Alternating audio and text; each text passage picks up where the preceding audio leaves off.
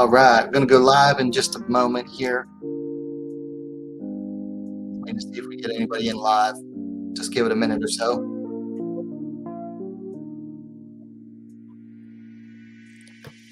WMMA Report episode 128.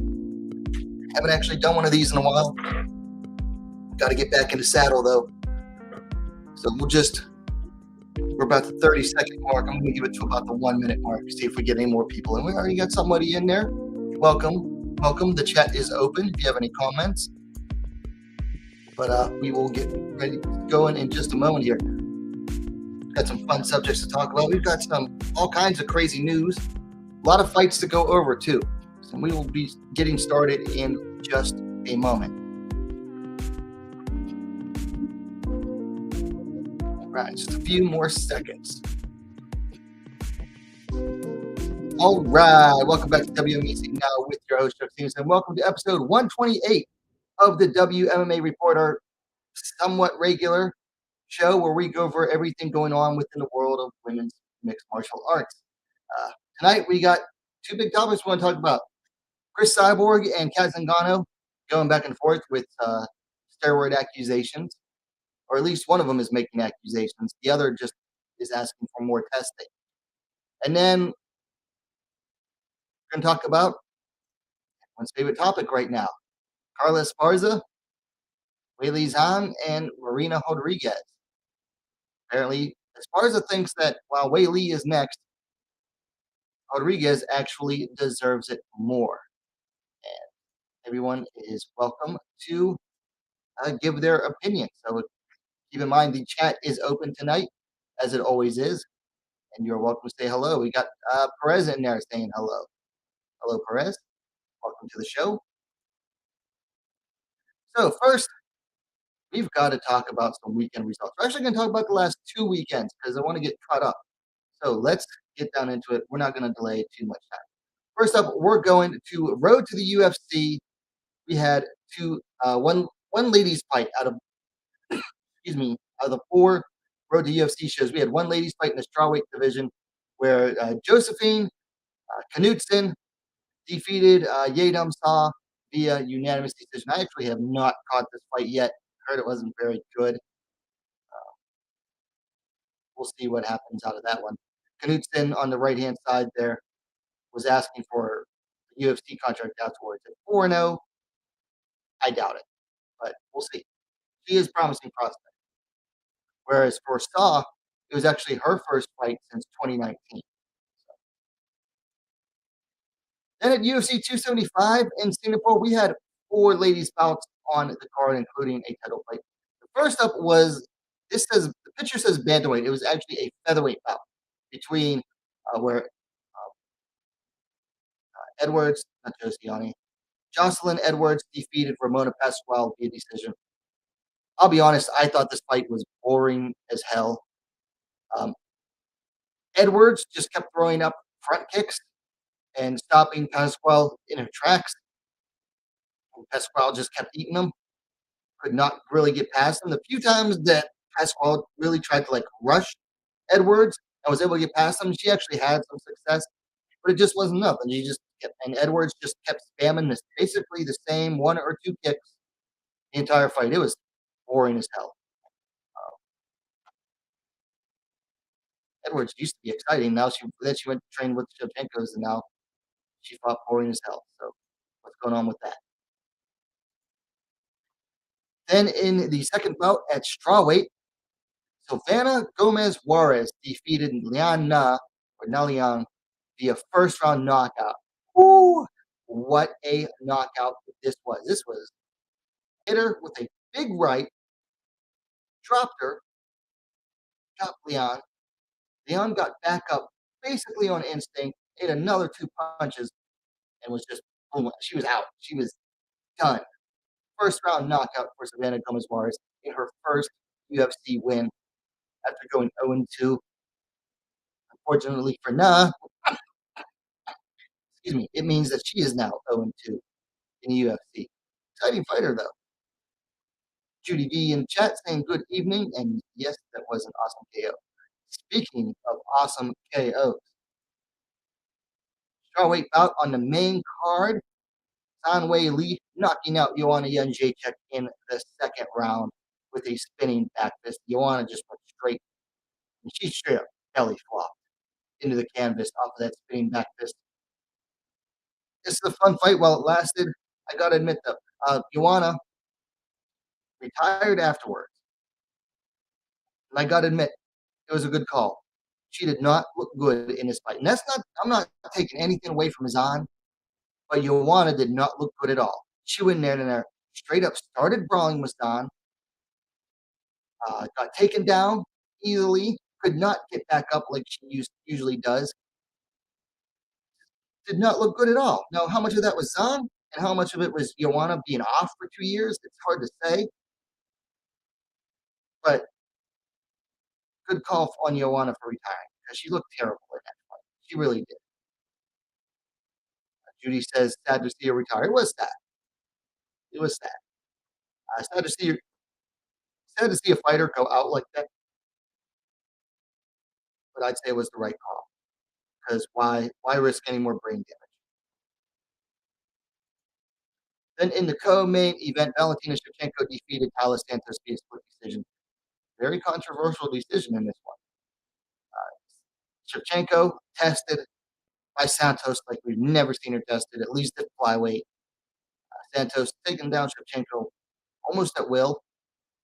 Shevchenko even got reversed on her own takedown.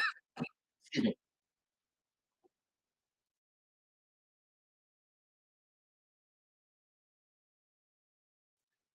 Shevchenko even got reversed like twice on her own takedown attempts. And Santos had a lot of back control in this fight. Very controversial decision. A lot of people think it should have gone to Santos.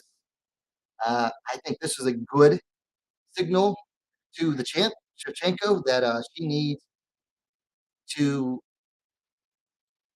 excuse me, don't go back up to bantamweight. You've got too many good challengers now at flyweight. Stay at flyweight. I think that would be the best move because guess what? Challengers aren't really going to get any easier now. But Shevchenko gets to keep her title. Perez says her news Joanna is going to pick up pro race car driving. She's starting late. She's about to turn 35 in August. That's a little late. Judy V says Val just didn't look or fought like herself. Well, after the fight, of course, she revealed that she was dealing with a foot injury. So maybe that was it, but or maybe it's just convenience. I don't know. I mean, every time a fighter, a normally dominant fighter, looks any less vulnerable, they always quick come out with, "Oh, I fought injured." You be the judge. Anyway, moving on to the last weekend, Friday night had a strawweight bout that I covered at Lux Challenge 23 or Lux 23. Itzel Padilla defeated Tanya Tapia via knockout in the third round. I did a full review video on this one if you want to go check it out and you haven't yet. But a fun little fight, very scrappy between these two, both making their pro debut. Go check it out. It's on UFC. Excuse me, no, it's on Facebook. You can look up Lux Fight League on Facebook, and they had the entire prelims for this card live streaming on Facebook, or go to my review video and I posted the link for it. Then in the UFC, we had two ladies bouts. Let me get rid of this banner here so you can see the names. At strawweight, Maria Oliveira defeated Gloria De Paula via decision. This fight was fun, but low level. Oliveira came out fighting like a bat out of hell. Slowed down significantly in the second round, and then managed to cut it out in the third round and get the win. De Paula didn't look so good in the first round, slow starter, took over in the second round, and then kind of fell behind more in the third. It happens, but it was just the bottom. Low level strawweight fight is basically what sums this up, in my opinion. Speaking of low level fights, what was her name? Natalia Silva defeated Jasmine Jasudavicius via decision as well. This one was at flyweight. Silva, I went back and watched some of her older fights. She fought completely different. This looked like a reinvented fighter in this fight. Very fast on her feet, very light on her feet, really good footwork, striking. Jasudavicius just way too slow, way outmatched in this fight. Now, a lot of people seem to get really high on Silva off of this bout.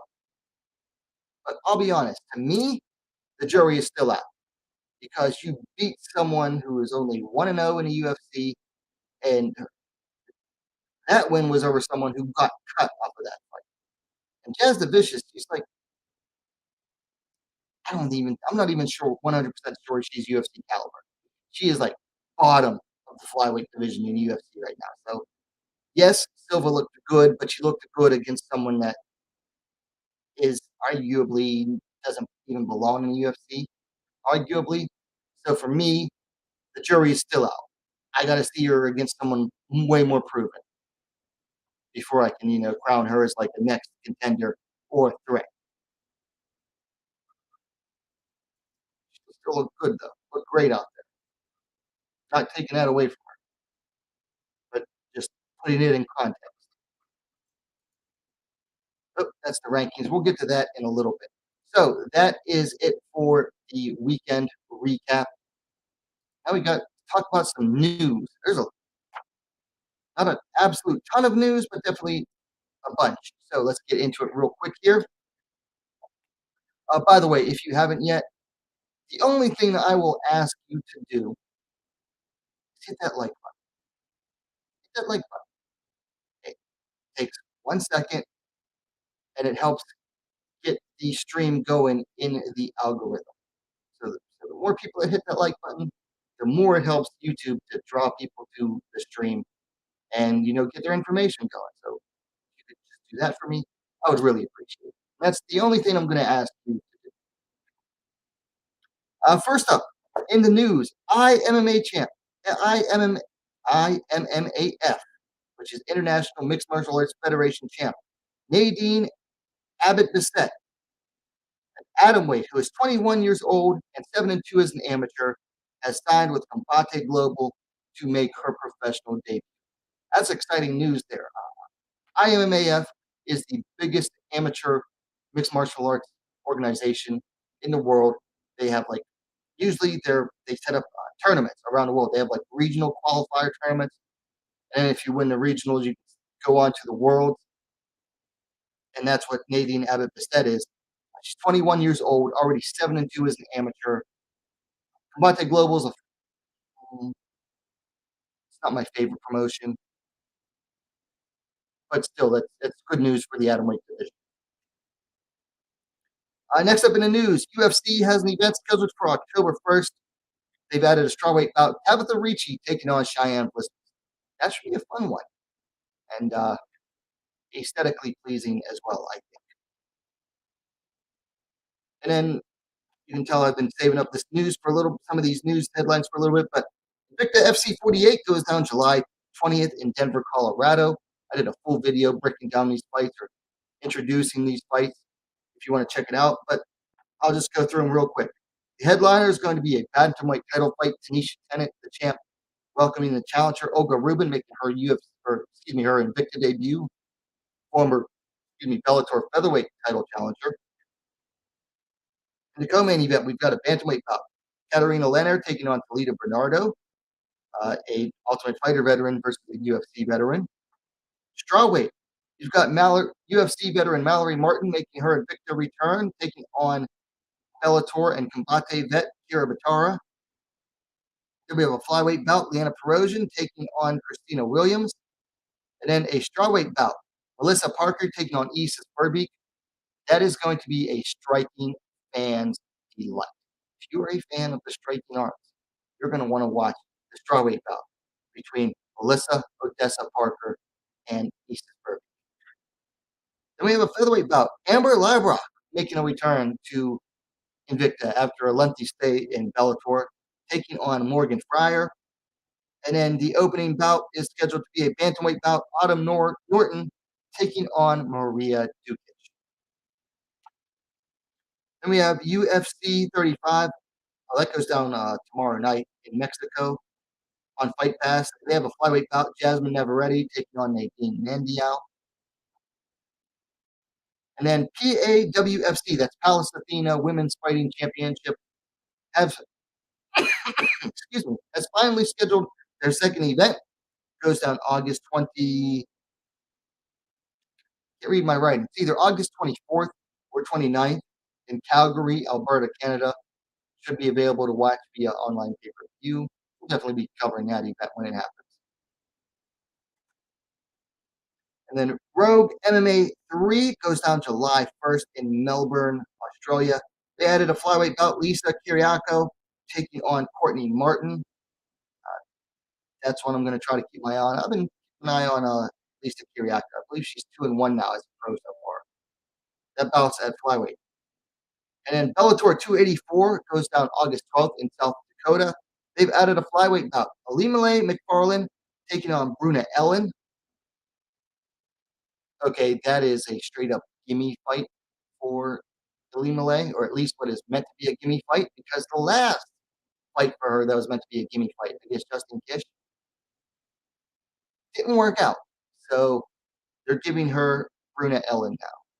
Bruna Ellen hasn't fought in a long time either. Another flyweight bout they've also added to that event. Deanna Bennett versus Justine Kish 2. Yeah.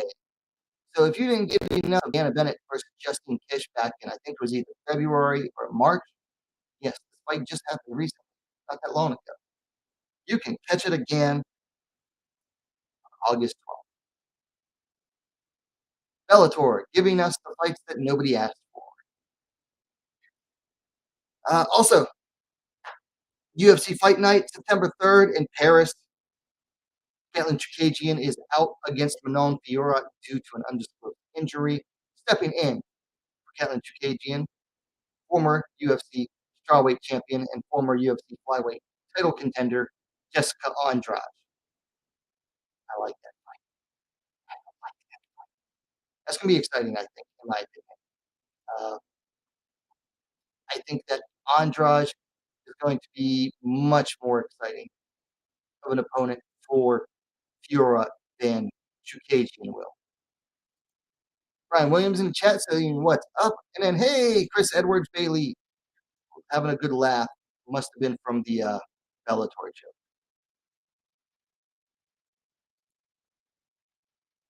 Brian Williams saying true, but she looked awesome. Well, who looked awesome?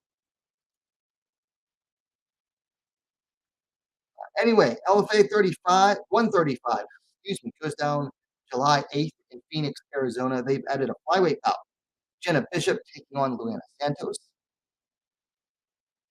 And then we've had a date change. So the flyweight bout between Sajara Eubanks and Marina Moroz, it has been moved back to September 17th. When was that bout originally scheduled?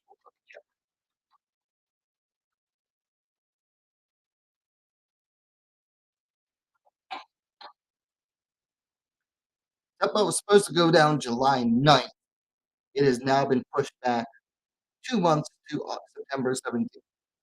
So I'm not sure why. I haven't seen a reason why, but it has been pushed back to July 17th. Or excuse me, September 17th. And One Championship 159 goes down July 22nd in Singapore. They've added an atomweight bout. Leah Bivens making her professional debut, taking on Ziba Bano, who is just coming off a loss to Nat Wonder Girl Jarunsak in her last bout. All right, let me take a second to talk about this fight. Leah Bivens is something like 3-0 as an amateur.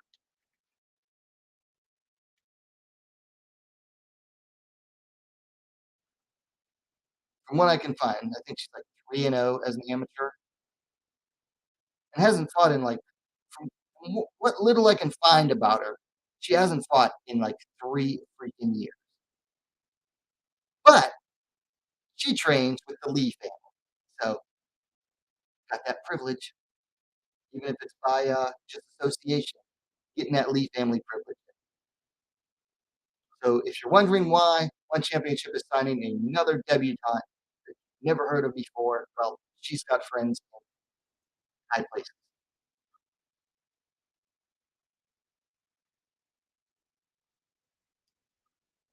Hmm. Then UFC 278 goes down August 20th in Salt Lake City, Utah.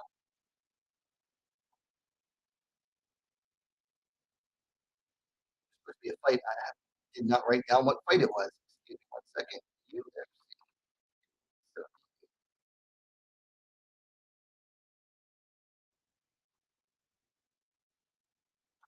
Oh, they've added a bantamweight bout. Lucia Pudilova making her UFC return, taking on Wu Yanan. I think that's going to be a very fun fight. Pudilova always usually makes for fun fights, making her UFC return after quite a while. Well, about 2 years, a little over 2 years, but she's gone 5-1 since then. Wu Yanan is, I believe, on a three-fight losing streak, so she's going to be fighting hard to get to stay in the UFC. Whereas Pudilova has got to fight hard and work to prove that she belongs back in the UFC. So I think this should make for a good fight. And then SCC 11 goes down July 9th in Tenerife, Spain. Tenerife. They've added a strawweight bout. Ben O'Hara Navarro coming in at 4-0, taking on Astia Miri coming in at 1-0. So I included this because of Astia Miri. Missed her fight in Aries. I believe it was Aries 5 or Aries 6. Go on Fight Pass and watch her pro debut. She is a scary striker, scary Muay Thai, absolutely scary. And then UFC has a fight night scheduled for September 17th, which is the date that Moroz versus Eubanks got moved to. They've also added a strawweight bout. Loma Lukunmi taking on Diana. I know I'm going to screw her name up. I know Velveta.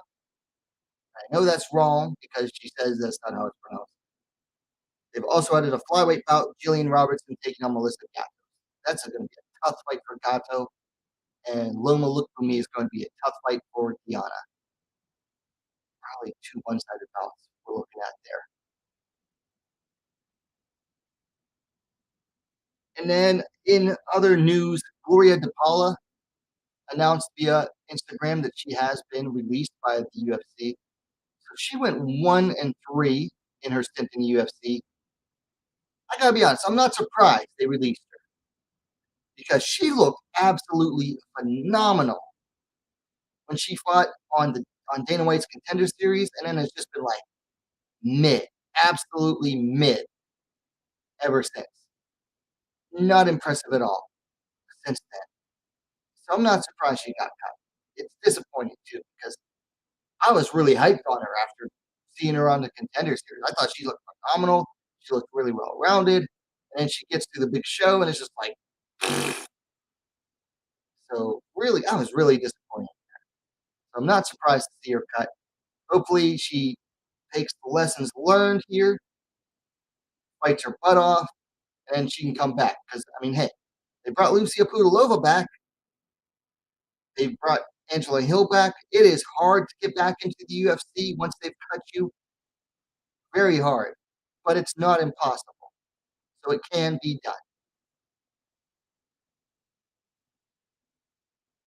And then UFC 279 is scheduled for September 10th. They've added a bantamweight bout.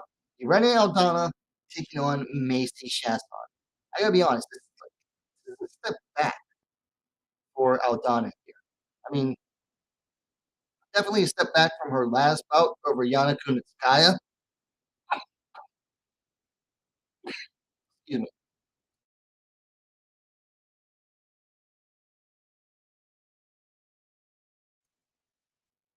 Definitely a step back from her last win over Yana Kunitskaya. Here's a bigger question though. Is Chasson going to make the weight? just fought at featherweight, I believe, in her last bout. Too good there. And so will she even make bantamweight? That's going to be a big question. Because if she doesn't make it, she's off like by more than a couple pounds. I think Aldana will turn down the fight, and rightfully so. But we'll have to see. But anyway, that goes down UFC 279 September 10th. Then, oh, the final bit of news, and this just happened within like an hour before I went live. Next weekend, we're supposed to get PFL, whatever the number is for this season. It's going to have the second round of all the ladies' bouts. We were supposed to get Kayla Harrison versus Julia Budd, like the only fight worth watching for Kayla Harrison this entire season. Guess what? We're not getting it. Julia Budd has suffered an undisclosed injury, apparently. She is out of the bout and has been replaced by Caitlin Young. So good luck to Caitlin Young, but any reason to actually watch next week's PFL event for the ladies' bouts just went out the window. I mean, that was the only interesting bout for Kayla Harrison this entire season. So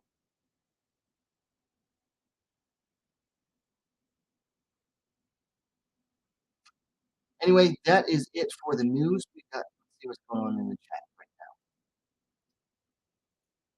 now. Perez asking drinking bourbon. So this is actually rye.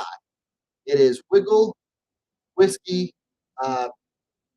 rye bottled in bond. So it's 100 proof rye. Wiggle is made locally in Pittsburgh, Pennsylvania. They were like the first craft distillery, if I remember correctly, to open in Pennsylvania back in 2010 or 11.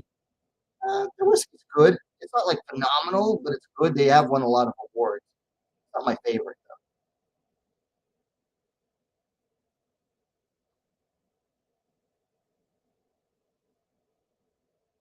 But this was like their first like bottled in bond release, so it has to be aged for a minimum of 4 years and then bottled at 100 proof. So usually, if you see bottled in bond and it's a whiskey, it usually means it's a good whiskey. Like even like the cheaper bottled in bonds are actually pretty good because you can get like one time I talked about Evan Williams, and I'm sorry to go off on a tangent here, but like Evan Williams white label, which is their bottled in bond, is like less than $30. That's a good whiskey. That's like a criminal underrated whiskey. So anytime you see bottled in bond, it's a good guarantee that it's good because it's been aged a minimum of 4 years. It has to be guaranteed at 100, and that's a little strong for some people, but it's that ice, just that ice. Judy says he's drinking the good stuff, and I just had a glass of water. Well, I've always got water nearby. The brother man in the chat. What's up, the brother man? Long time listener and viewer. Chris says rye is spicy. Yeah, rye is spicy. I'll tell you what though, I think it's actually smoother than bourbon. Like bourbon, you swallow the bourbon and you get what they call like the bourbon burn, that warmth. Rye you don't get as much. I mean, rye is spicier on the palate, but I think it's actually smoother than bourbon. Judy B saying, "What's up, dude, the brother man?" All right, so got the news. Let's get into some rankings updates. So these are from the UFC last week. Nothing really happened this week to cause any updates, but nothing new going on in strawweight. Flyweight though, after taking on Valentina Shevchenko but losing, Taila Santos moved up 2 spots from 4 to 2. So even though she lost, the rankings panel thought that her performance was impressive enough to move her up to number 2, just below Katlyn Chukage, moving Lauren Murphy down from 2 to 3 and Jessica Andrade down from 3 to 4. And then for some reason, Cynthia Calvillo and Jessica I switched spots, whatever. And then Aaron Blanchfield knocked Tracy Cortez out of the rankings, coming back in at number 15. Those two are probably going to switch places a few times until one of them fights again. or someone else who's unranked does something to take that spot. Let's talk about Bellator, because we've got a Bellator event going on this week featuring ranked fighters. So this weekend we have Alejandra Lara, who's at number 5. She is taking on Lara Joanie, who is unranked. So if Joanie beats Lara, she's definitely going to get a ranking spot somewhere in that 10 to 5 location. So keep an eye out on that. Then at featherweight, we've got Zingano at number 3, taking on Pam Sorensen at 6. So if Sorensen gets past Zingano, she's definitely going to be moving up some spots. Of course, Zingano, she's at number 2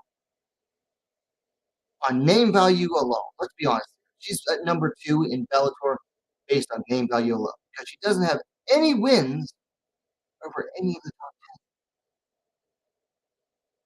10. So sometimes name value is enough to put you into the rankings. So that is it for the rankings updates for this weekend. Oh, I forgot to be in there. Oh well. Let's check a look at the chat. The Brother Man says doing great. Also a super chat from the Brother Man. Says Chuck, I heard UFC is signing new bantamweight featherweights in the division. It is true. Yes. So I don't have the exact list right in front of me. But they've signed a bunch of new bantamweights. Let me see here. So they signed Aileen Perez from Brazil. She's a bantamweight, but she's going to be taking on Zara Fan at a featherweight bout. That's going to take place in Paris on September 3rd.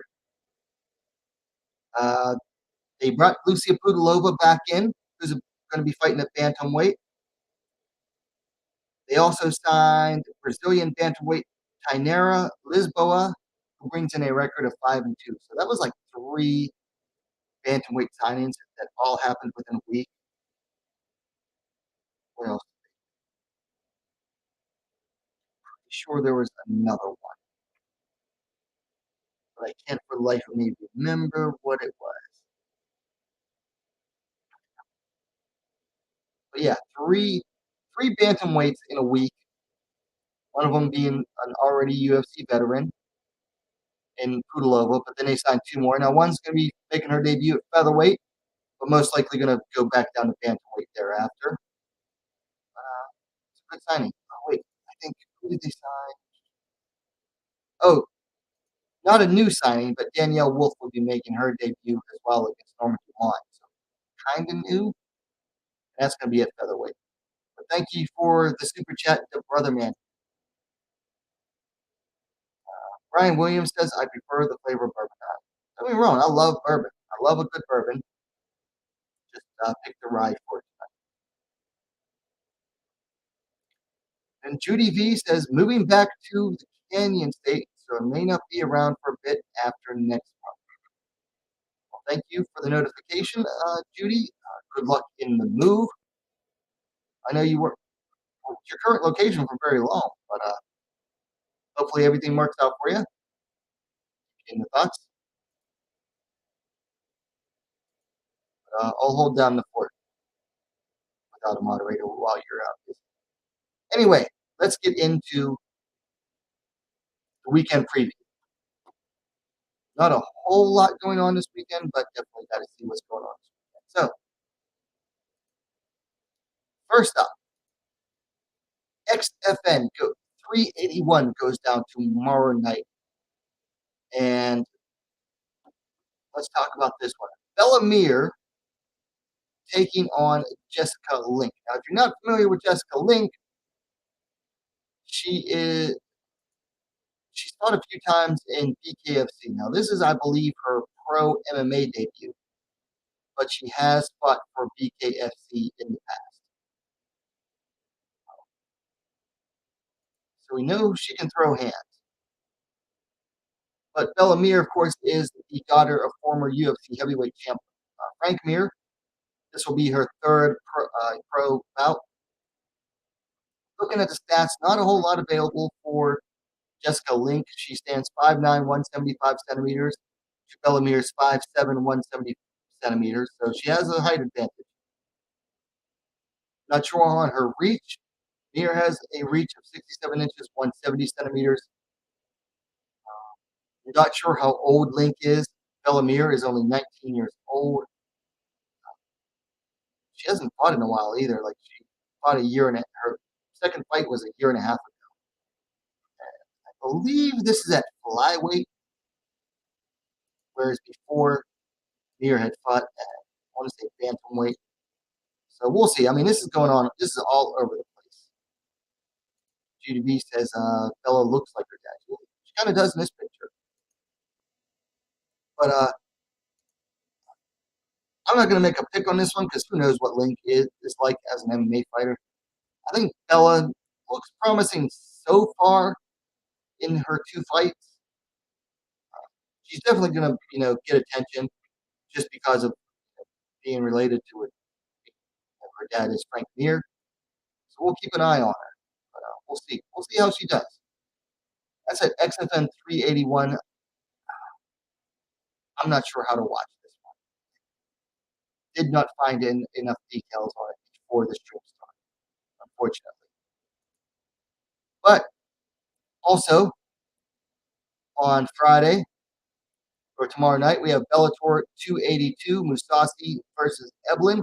We've got two ladies bout. First up, at flyweight, we have Alejandra Lara on the left, taking on Lara Joanie on the right. Azul, Alejandra Lara coming in at 9-5. Arya Stark Joanie coming in at 9-6. So very similar records. Both ladies looking to get a win after two straight losses. Lara last fought 7 months ago, dropping a decision to Deanna Bennett.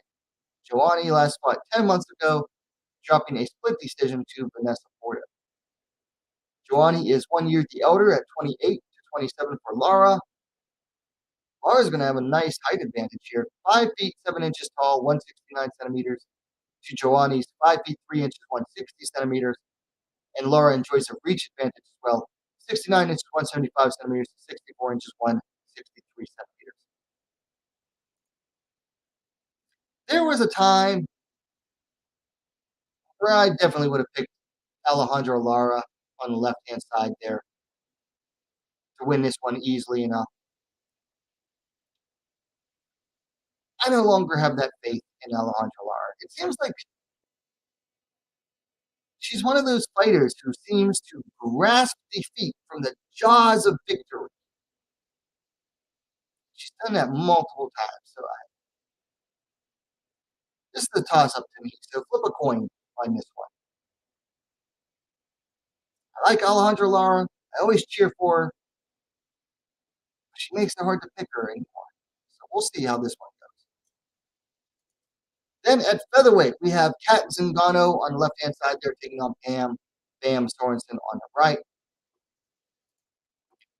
Alpha, Kat Zingano coming in at 12-4. Sorensen coming in at 9-4. I didn't mention already, this is at featherweight. Zingano coming in off of 2 wins. Most recently, she defeated Olivia Parker via first-round submission a little over a year ago. Sorensen has fought more recently, though. She's coming off a decision loss to Arlene Blenko 7 months ago. Sorensen is the younger fighter by 3 years. She's 36-39 for Zingano. Sorensen 1 inch taller, 5 feet 7 inches, 170 centimeters to 5 feet 6 inches, 168 centimeters for Zingano. Zingano has a reach advantage, though. She's got those long arms, 70 inches, 178 centimeters to 65 inches, 165 centimeters for Sorensen.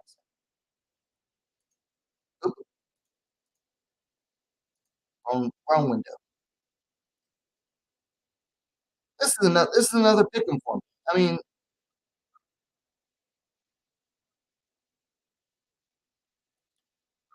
I'm trying not to be insulting.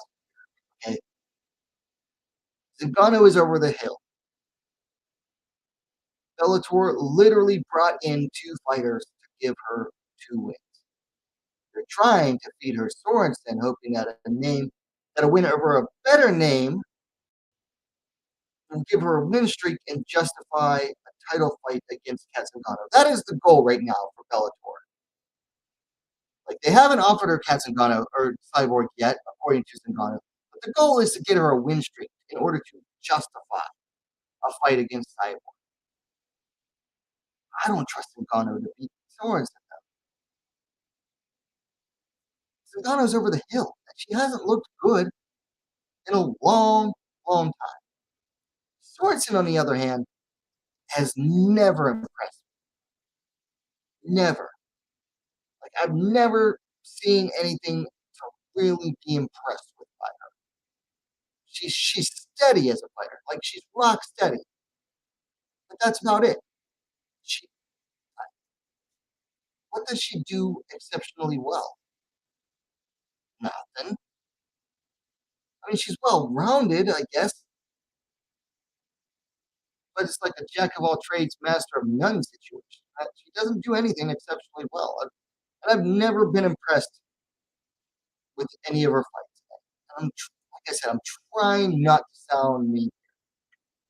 I mean, her all-time best career win was over Caitlin Young, who was like one win above a 500 record at the time. She also has a loss to Felicia Spencer.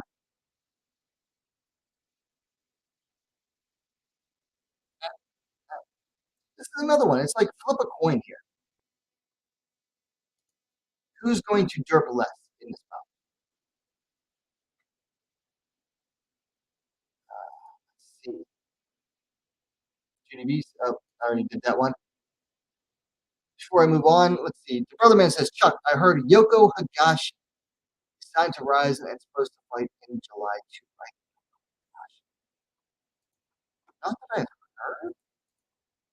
I know that Ryzen 37 is supposed to go down later in July. Ryzen 36 is early July. Ryzen 37 is in late July. Yoko Higashi would be a surprising signing because she's at like a bantamweight featherweight. That'd be a surprising signing. Um, I do know that rumored for Ryzen 37 in late July is supposed to be, this is rumored now, the first round of a super atomweight tournament, which should be exciting. Don't know who's going to be in it, but I'm excited to hear about it. But obviously, that's not going to be Yoko Higashi. She's like a bantamweight featherweight. We'll see. I mean, I'll watch Yoko Higashi and Ryzen for sure. Just they're going to have to bring in foreign talent for her to fight. Colostrum Sup, what's up? How you doing, Colostrum? Says, I believe Julia Budd pulled out because she's scared.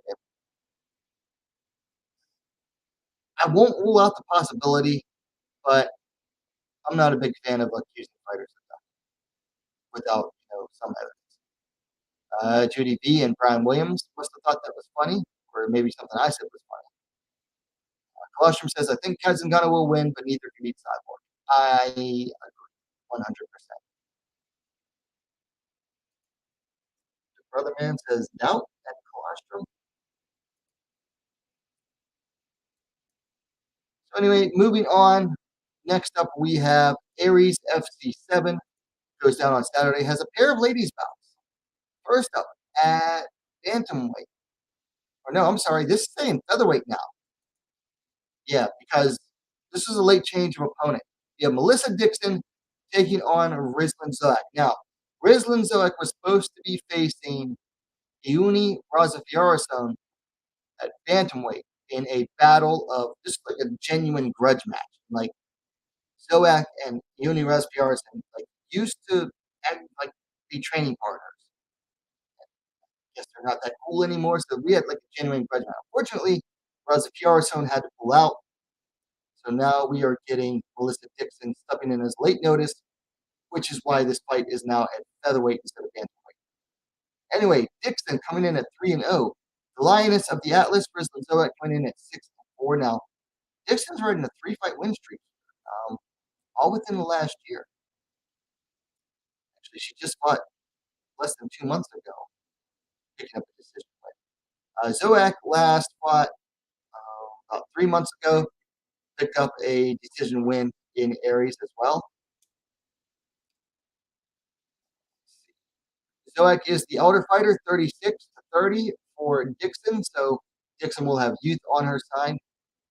She also has height on her side as well, 5 feet 7 inches, 170 centimeters to Zoak's 5 feet 5 inches, 165 centimeters.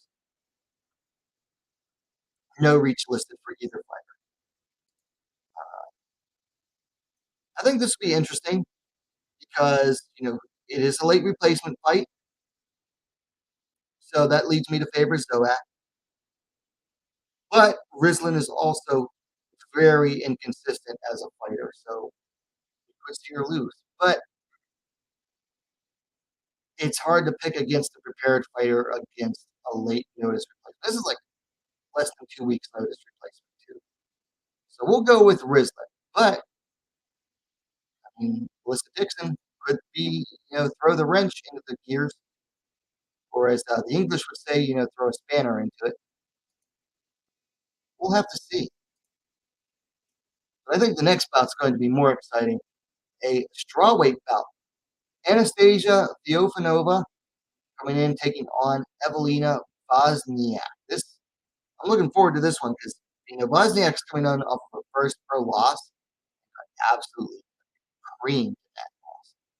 So she's going to be coming in looking to get back on the winning track. Theofanova looks very promising as a prospect. So looking at stats, Theofanova coming in 8-1.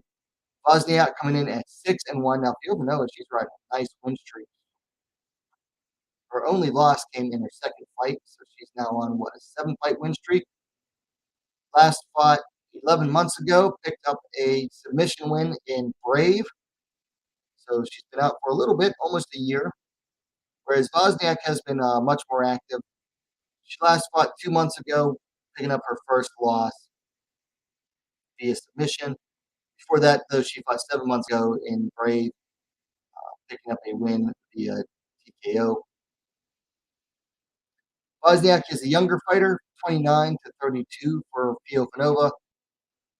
Theofanova is the taller fighter, 5 feet 7 inches, 170 centimeters to 5 feet 5 inches, 165 centimeters for Wozniak. I'm going to go with Wozniak. She's been the more active fighter lately. She seems more overall well-rounded and promising. She's coming off that first loss. She is going to be coming out. I predict she'll come out, looking to fight hard, looking to erase the doubt left by that loss. So I'm going to go with Evelina Wozniak.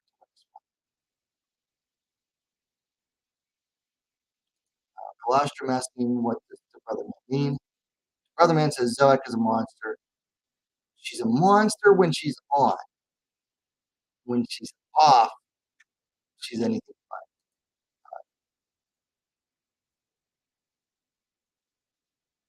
Colostrum sub says I mistyped. Doubt exclamation point. What I'm saying, Bud has a shot against Kayla. This will Kayla's huge test against Bud.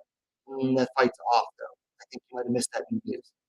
And there's Colostrum saying they're not fighting Julia Bud. Pull it out.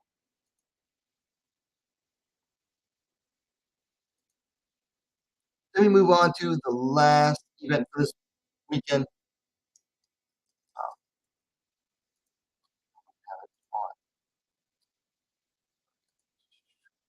Was it UFC Vegas 57, aka UFC Fight Night? Sarukian versus Gamrot, one ladies bout on this card in the strawweight division. Jin Yufrei taking on Vanessa Demopoulos. Yufrei on the left, Demopoulos on the right. Should be an easy win for Jin Yufrei, but we'll see. Anyway, looking at the stats here, Jin coming in at 11-6, Demopoulos, Little Monster coming in at 7-4. Yufrei is riding 2 straight wins over Gloria DePaula a little over a year ago.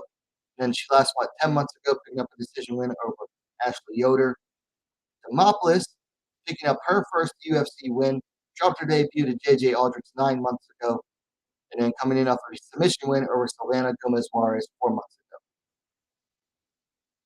Demopoulos is the younger fighter, 33 to 37 for Jin Yu Fry. Jin is slightly taller, 5 feet 3 inches, 160 centimeters to 5 feet 2 inches, 157 centimeters for Demopoulos. And Yu Fry has the reach advantage as well, 65 inches, 165 centimeters to 62 inches, 157 centimeters for Demopoulos. I'm going with Jin Yu Fry to win this one. Here's the thing. She is the much cleaner striker of the two. She is the heavier-handed striker of the two. Now, Demopoulos is good on the ground, but she's not particularly good at getting the fight down there to the ground. Usually, a lot of times relies on guard pulls. I don't think that's going to work against Jin Yu Fry, and Jin has decent takedown defense. So I think this really comes down to a matter of Jin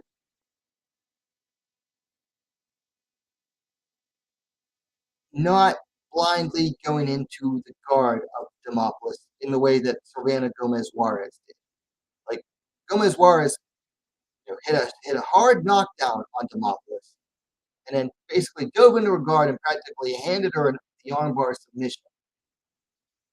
I don't think Jin Yu Fry will make that mistake.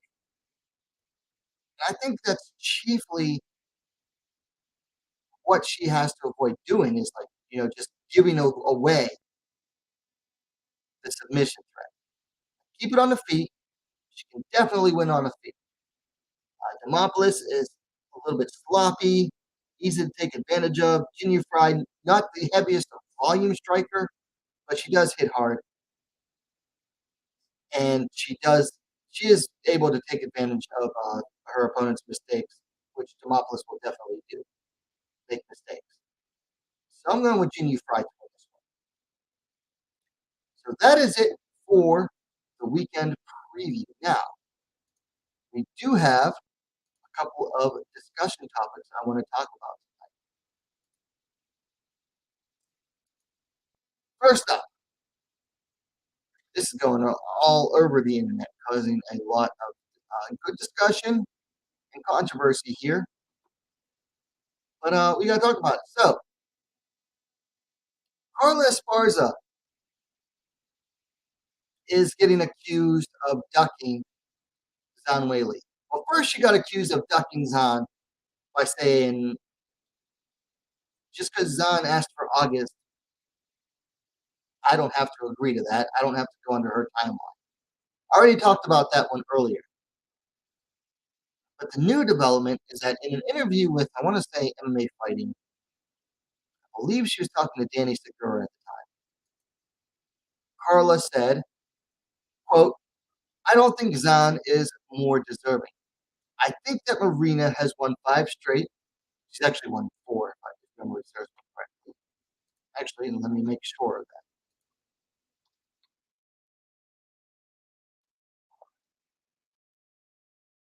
Sure. So Brazilian Marina Rodriguez has won 4 straight bouts. The only loss was to Carla Esparza via split decision, contentious split decision, back in July of 2020. Anyway, let me start over. I don't think Zhang is more deserving. I think that Marina has won 5 straight. I think she's beaten top-level competition, which is very true. She's been staying active, and for me, she's proven herself. She deserves a title shot. But for whatever reason, I'm sure there's a lot that goes into it, and Weili is getting the shot. So first up, I want to talk about is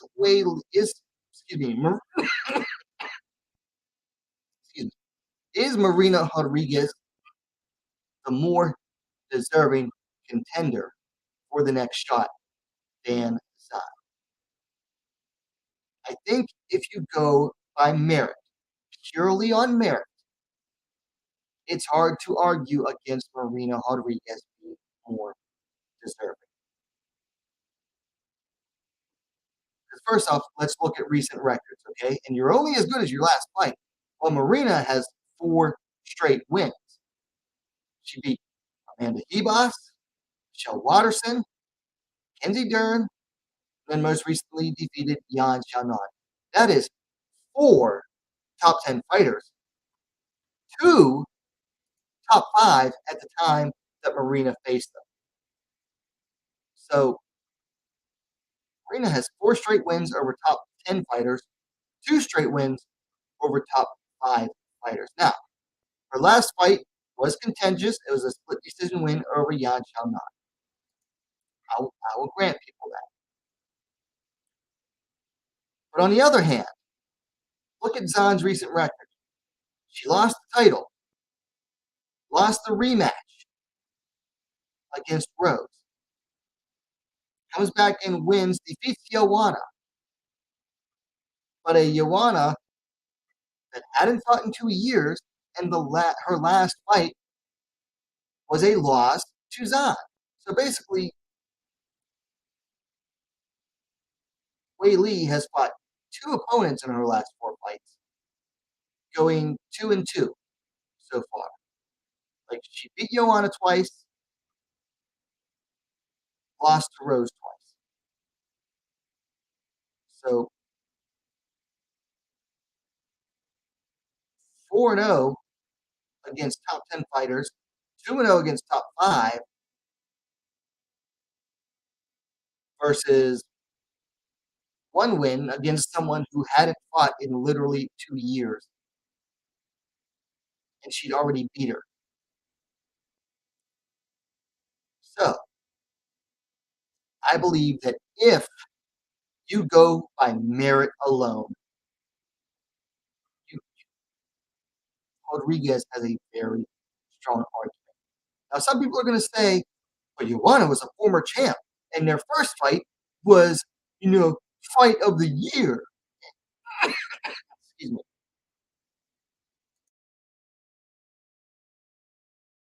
So, yeah, the first fight between Wei Li and Joanna was fight of the year. It was a close fight, and then she absolutely demolished her in the rematch. Well, yeah, because Joanna literally sat out for 2 years after the first fight. Came in with a lot of ring rust.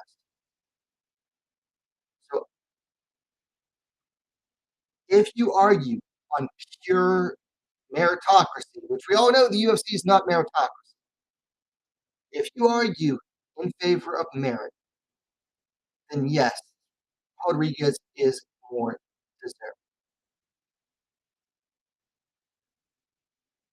That being said, the UFC is not a meritocracy. It's about money. Zhan's going to bring in more money if she reclaims the championship. If she reclaims the championship. That's why she's getting it. That's why she's getting the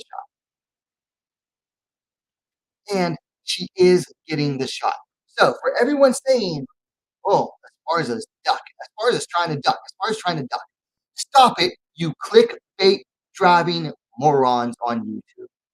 Okay? Everyone wants to accuse Esparza of ducking. Read the last sentence here, everybody. And you can go back and watch the interview on video. It's on MMAfighting.com's YouTube page. What is this here? But for whatever reason, I'm sure there's a lot that goes into it, and Wei Li is getting the shot. Okay? Does Esparza state anywhere that she's not fighting Wei Li? No. She literally says Wei Li is getting the shot. Saying that another fighter deserves the fight more is not a duck when you're literally acknowledging that the other fighter is getting the shot.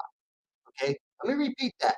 By saying that fighter A deserves to fight more, but fighter B is getting the shot, that is not a duck of fighter B. That is simply saying that fighter A has done more to earn it. But she literally says, I'm fighting fighter B. Fighter B is getting the shot. So no, Esparza is not ducking Zhang. Quit it with the clickbait, people. Okay? It's getting old. Esparza is not ducking. Okay, she wasn't ducking when she said, "I don't have to fight you on this day." That is not a duck. And saying that another fighter is more deserving is not a duck if you are literally acknowledging that the first fighter is the one getting the shot.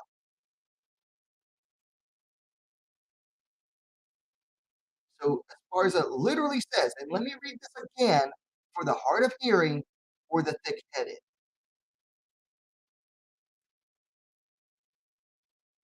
I don't think Zhang is more deserving. I think that Marina has won 5 straight. I think she's beaten top level competition. She's been staying active, and for me, she's more proving herself. She deserves a title shot. But, and remember, the word but basically dismisses everything before it. But, for whatever reason, I'm sure there's a lot that goes into it, and Wei Li is getting the shot. That's not a duck, people. That's not a duck. I get it. Esparza is not popular. Okay, I get it. She's not popular. She's not well liked. I like her. I like wrestlers. I respect her.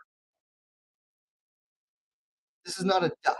Okay, just because she's not popular doesn't mean that she's duck.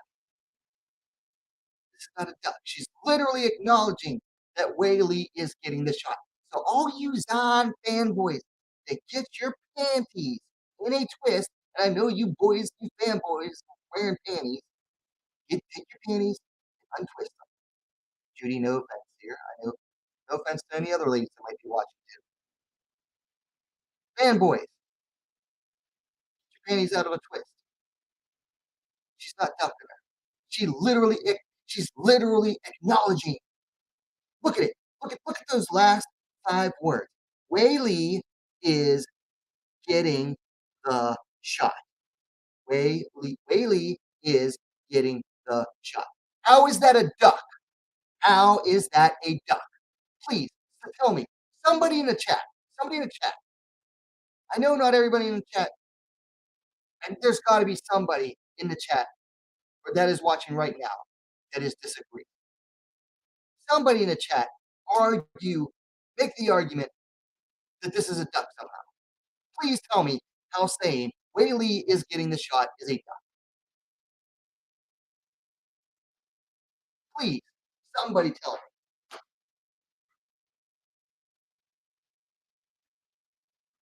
I'm waiting. Somebody. Somebody. Somebody put on your big boy draws and your big boy pants and tell me how this is. Make the argument. Make the argument, please, that this is a duck somehow. Nobody. Nobody. You can make the argument. I think once you take emotion out of it and actually listen to the interview, read the quote, which is directly from the interview. It says right here, via MMA fighting. Go watch it and read. She literally says, Wei Li is getting the shot.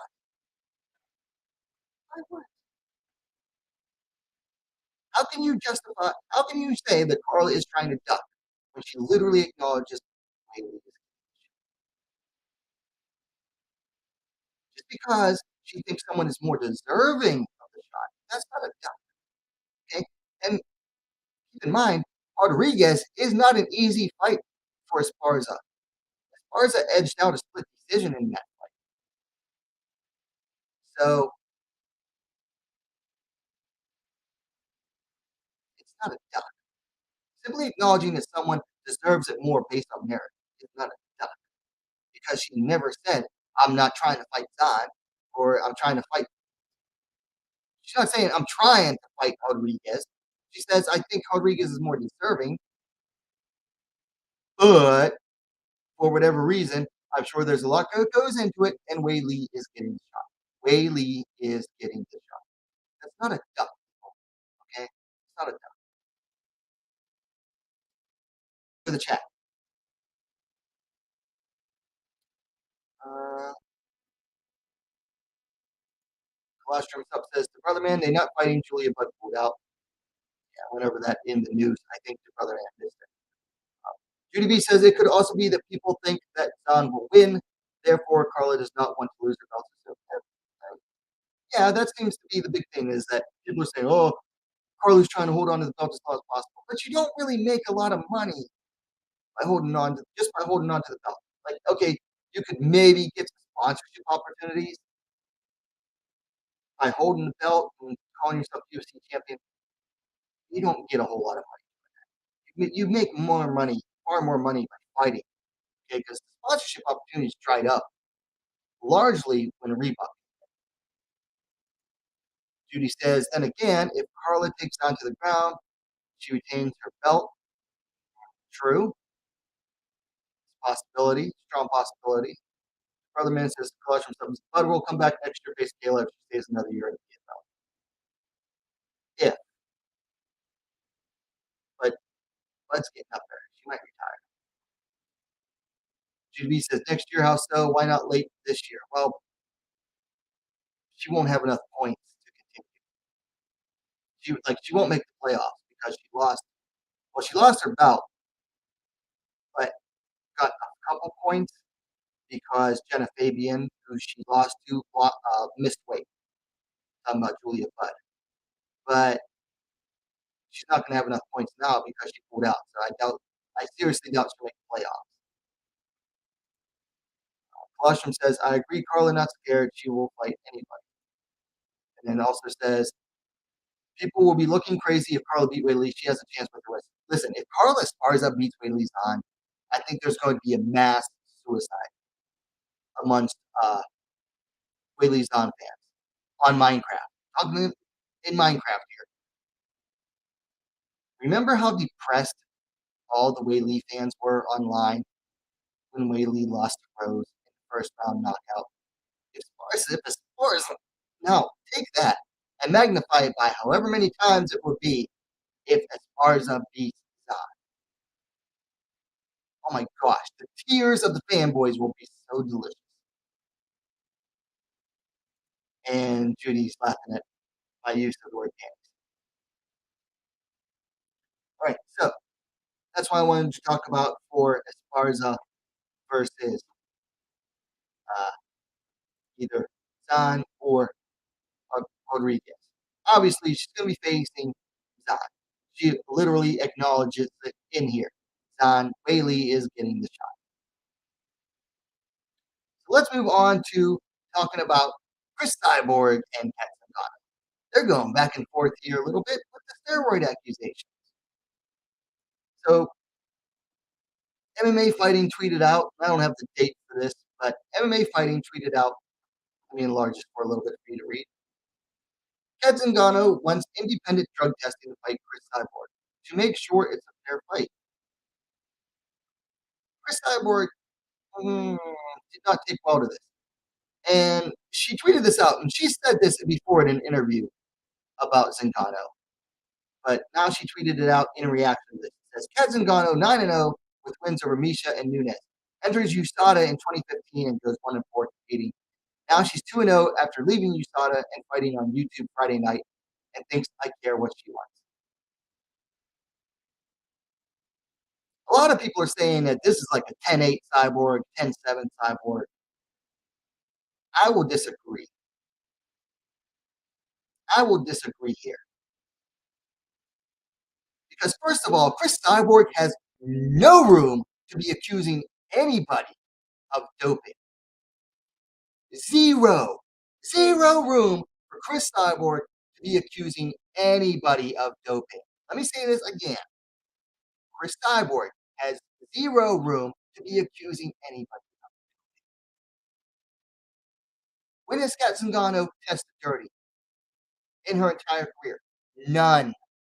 When has Chris Cyborg tested positive for banned substances? Twice. Once in Strike Force. And people say, well, there was a long time ago.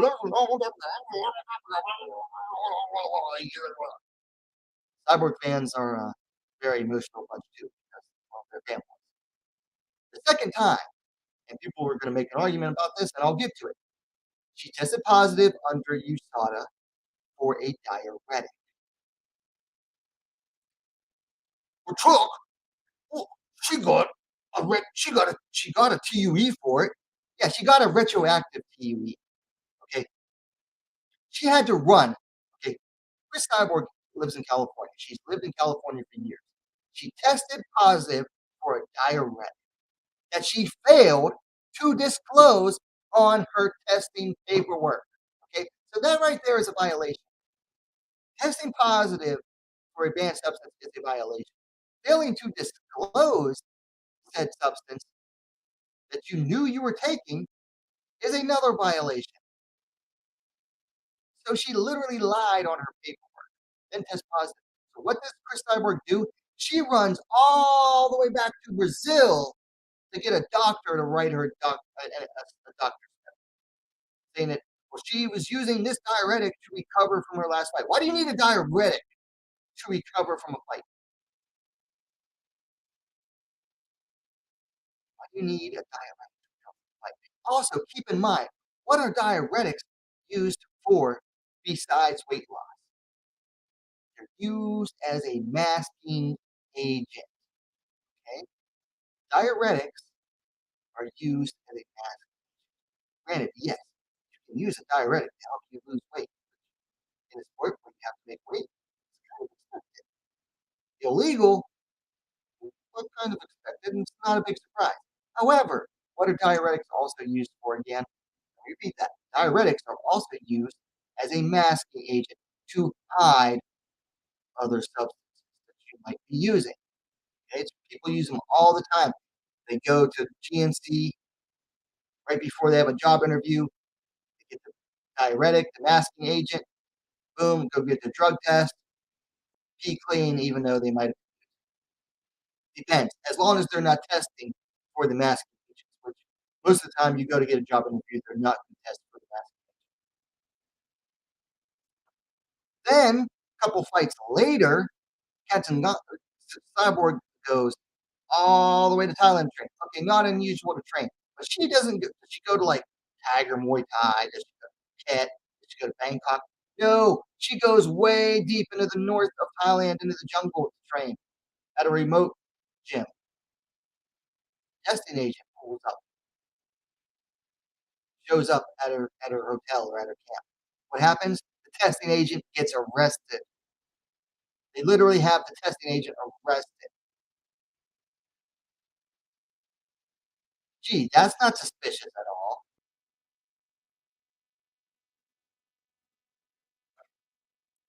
So again, Cyborg has no room. Oh, then anyway, Cyborg leaves UFC, goes back to Bellator. How much testing does Bellator do? Bellator does no testing. They leave it up to the local commission, whether that is on native land and it's the tribal commissions, or whether it's in the state athletic commissions. Well, guess what? Most state athletic commissions, tribal commissions, they do the bare minimum of testing. They do a single test within 24 hours before the fight and a single test within 24 hours after a fight. Most people know how to beat those. Those are easy because you're already cycled off by then. Granted, the one time Cyborg definitely tested positive for stanozolol, which is testosterone, it is a hormone. She failed a pre-fight test. She's gotten better since then. So Cyborg, rather than just saying, oh, "Sure, I've got nothing to hide," what does she say? She slams Zingano and says, "How good have you been doing ever since USADA? And now that you're not in USADA, you picked up wins." Well, two things happened. In 2014, I think it was 2014. Let me pull Zingano's record real quick.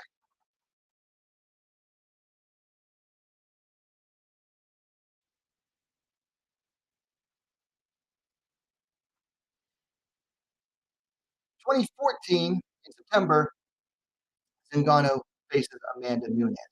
Now, she beats Nunes via third round TKO. But before that, She gets the absolute crap beat out of her for 2 straight rounds. Gets the absolute crap beat out of her. And she has gone on record saying that fight messed her up for months afterwards. Like, she couldn't leave her house. She had a hard time dealing with bright light. She had to keep her curtains closed and the lights dim. All kinds of things. She's gone on record talking about that on Joe Rogan's podcast. So yeah, she gets the crap beat out of her, like life-altering beating at the hands of Amanda Nunes, and goes on a losing streak, basically. Then she goes to Bellator and wins 2 in a row. Now, Cyborg says, well, you leave USADA and suddenly get 2 wins. Well, she got 2 wins because she was literally handed the easiest fights possible. Okay, she came in, fought Gabby Holloway, who hadn't fought for 3 years before she fought Kat Zingano. Zingano fought Holloway in September of 2020. Holloway's last fight before that was in March of 2017.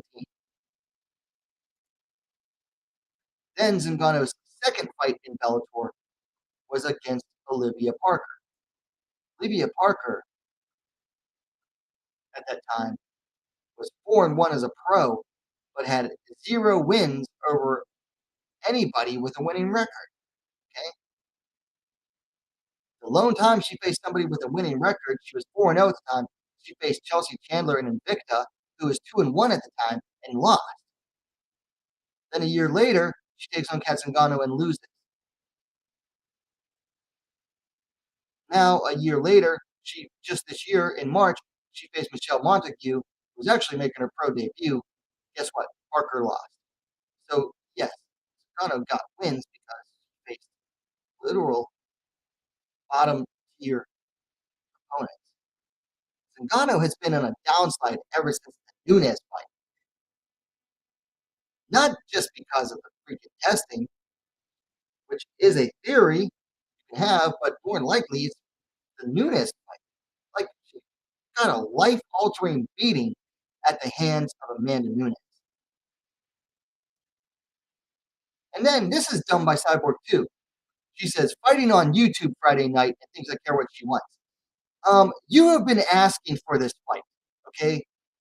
You've been asking for this fight, and now you just downgraded her fight and said, oh, she's fighting on YouTube. That does not look good for your next possible title challenger to be saying, oh, she's fighting on YouTube. Who cares? That's the person you've been wanting to fight for a while now. Why are you trying to slam her for fighting on YouTube? Which I don't think she is fighting on YouTube.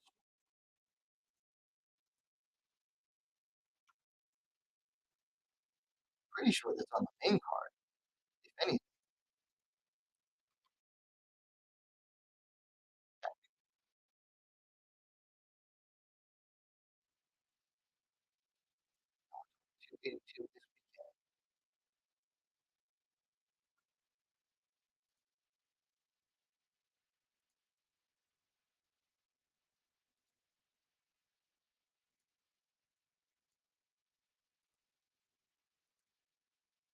So it looks like it is on the prelim. So for whatever reason, that fight is on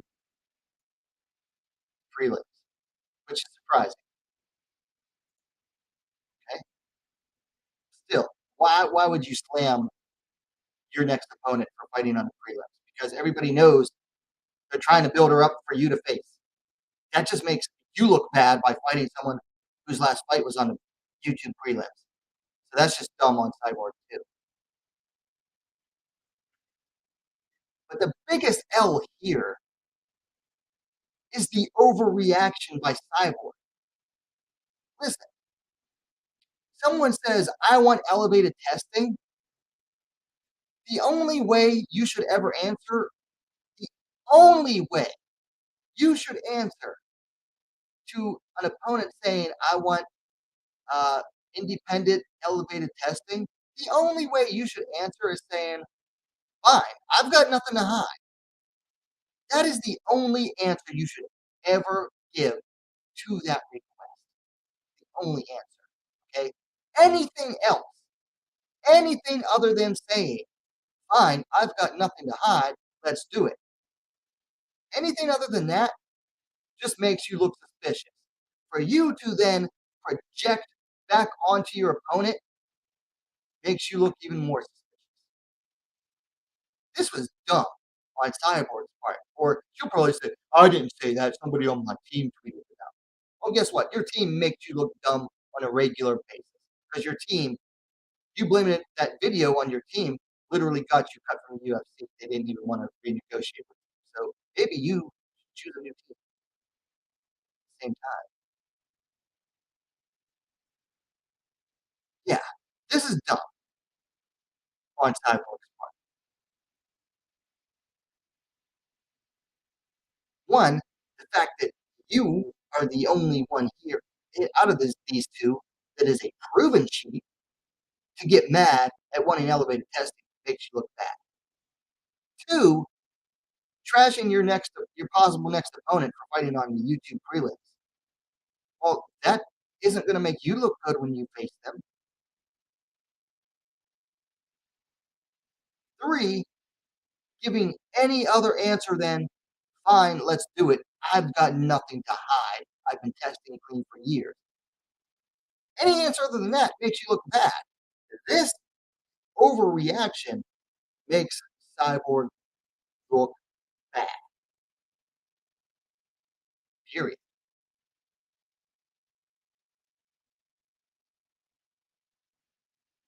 I mean, is there any argument for anything else? I mean, okay, you could maybe make the argument that Cyborg's right. Zingano hasn't looked good since random testing, but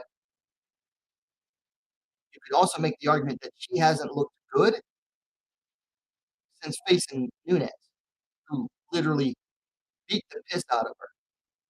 The only reason Zingano won that fight, she Homer Simpsoned her way to a win. She held on long enough for Nunes to gas out and then took her out then. It was like she literally Homer Simpsoned herself to a win. And has looked like crap since then. And has gone on the record saying, yeah, that fight took a lot out of me. It took a long time to recover. She didn't fight for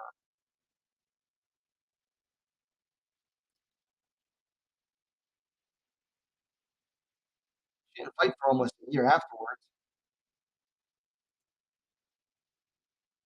So I don't know. Your thoughts? Let's go to the chat. Judy B says, anyone think Amanda will swipe the octagon? Oh, it wouldn't even be a contest. Like I've seen people make the argument when Kat was still in the UFC and Amanda became champion that Amanda should be calling out Kat in order to get that win back. My argument at the time was Amanda doesn't need that win back because Amanda moved so far beyond that loss to Kat Zingano that she didn't need it. Like, does it look good to get back your losses? Yeah. But sometimes there are losses where you have moved so far beyond that it isn't even worth it to get it back because you have moved that far beyond. So that's what I thought when Nunes won the belt, made a couple of defenses. People were still saying she should be trying to fight Zingano. Why? Zingano's been downhill since that loss or since that win over Nunes, whereas Nunes was uphill up until the Pena fight. Colostrum Sup says, Cyborg versus Kayla, who would you pick? If Cyborg can keep Kayla from getting into the clinch, I would pick Cyborg. But if Kayla can get to the clinch, I would go with Kayla. Cyborg's not that good in the clinch. For someone who comes from Muay Thai background, shoot the box Muay Thai style background, Cyborg's clinch really isn't that good. She gets controlled a lot in the clinch. Now, will Kayla take some hard shots getting into the clinch? Yeah, but once she gets to the clinch, that's her game. So if in the striking battle, it would be Cyborg. But if Kayla can manage to close the distance, it's in Kayla's world. Kayla's a way better grappler than Cyborg. Judy B picks Kayla to win that. Anyway, that's really all I have for tonight. It went longer than I thought I would. Any final thoughts? Oh, I do have one final subject. Okay, I want to talk some crap on the MMA media. Okay, this is a tweet. I won't say her name out loud. You can read it. This is a tweet by someone who works for BloodyElbow.com. So she literally works in the MMA media. And she tweets, I wish one MMA media person would ask Dana/UFC brass if they still have a content policy. They cut for Miguel Torres for an offensive joke, but they let racism/bigotry run rampant now. Just curious if they even bother keeping up appearances. She got a lot of likes for this. Here's the thing. I wish one MMA media person would ask me. Why don't you ask him? You literally are a paid MMA media person. So why don't you apply for credentials to an event, get, what do they call that? When your work pays for it. Get a work card or whatever. Have Bloody Elbow pay for you to go out to the event. If you can even get the credentials, Bloody Elbow might not get credentials anymore. But apply for credentials to an event. Go out there, go to the press conference, and ask him yourself. Like, for someone to say this, I wish one MMA media person. You are an MMA media person. So rather than someone else asking for someone else to step up, why don't you step up? This is why nobody really takes the paid MMA media seriously. This is why a lot of independent MMA media and smaller time shows get a lot more clicks than some of the corporate stuff. Okay? This is why people like James Lynch are so popular. This is why people like John Young Ko, who's a friend of the channel, is gaining steam. Numerous other smaller outlets and independent outlets. That's why the independent stuff is so popular and gains so many followers and loyal followers. Because we don't do stupid stuff like ask, well, why does someone else do it? Why don't you do it? You stupid, stupid.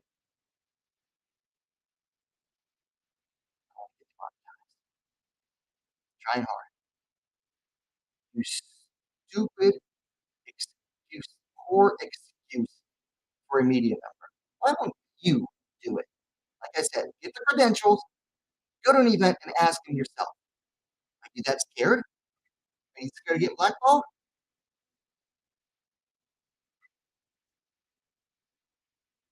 Or Bloody Elbow's like probably the single worst. Maybe MMA. All of them over there at SB Nation are pretty crap, which is owned by Box. But Bloody Elbow might be the single worst. I like the Vivisection show. I like Heavy Hands. Like the analysis stuff, the actual like fight analysis stuff that they do. That's good.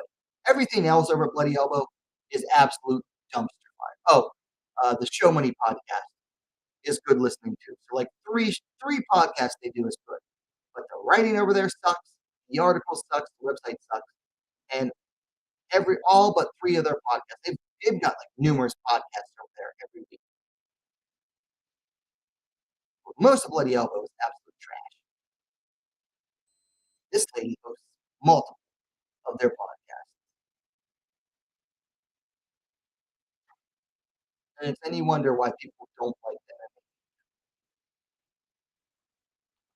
This is why. So that is all I have for tonight. We've gone an hour and a half deep. Didn't actually expect it to take that long. That's nice to know, though. We can go that long. Anybody have anything in the chat before we go? We've got 6 people watching live. Please don't forget to hit that like button, because it'll even after the show is done, it'll draw viewers to the show on the replay. Hit that like button. That's the only thing I really, really ask. Is just take that 1 second to hit that thumbs up button. It doesn't look like we have anything else in the chat. So we will get ready to close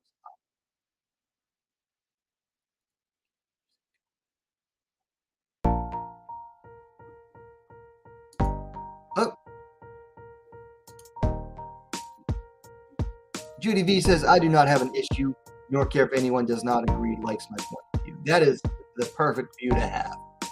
And that is a wisdom that some people never get.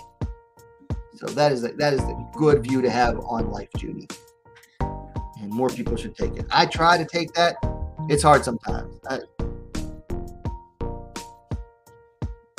When you run a channel and it's small, for example, you got to at least read the comments. And I try to reply to most of them. It's hard sometimes to just walk away. Just had to block someone earlier tonight, which I saw you saw. I put it on the community post. But anyway, we're going to get ready to get going here. So, like I said, please like it. Now, if you like the show, you like the material, and you haven't yet, hit that subscribe button. Totally up to you. But if you like it and you want to see more content, hit that subscribe button. Hit the notification bell too. It's supposed to notify you when I go live. I don't know how often it actually works.